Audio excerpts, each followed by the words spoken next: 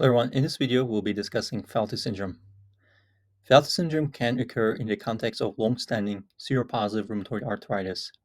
It occurs in about 1% of patients with seropositive advanced rheumatoid arthritis, usually patients having rheumatoid arthritis for more than 10 years. Almost all these patients are going to be positive for rheumatoid factor and anti-CCP antibodies. The hallmark of Felty syndrome is going to be the triad of splenomegaly, arthritis, and neutropenia. You can remember this triad with the mnemonic Santa. The S is going to be for splenomegaly, A is going to be for arthritis, and the N is going to be for neutropenia.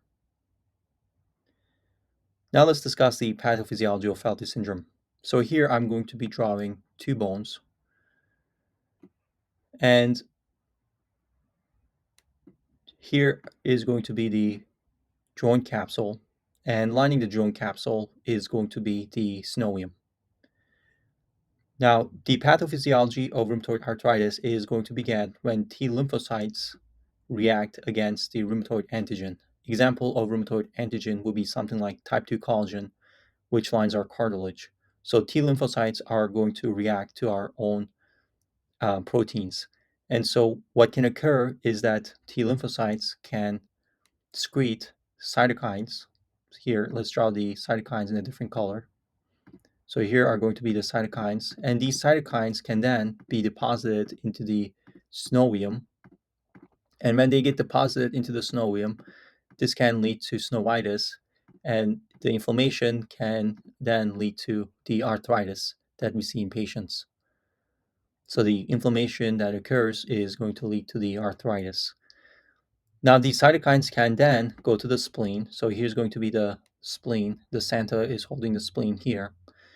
And the cytokines are going to activate the spleen to filter out the antigen antibody complexes that were formed as well as damaged cells. And so this overactivation of the spleen is going to lead to the enlargement of the spleen, leading to splenomegaly.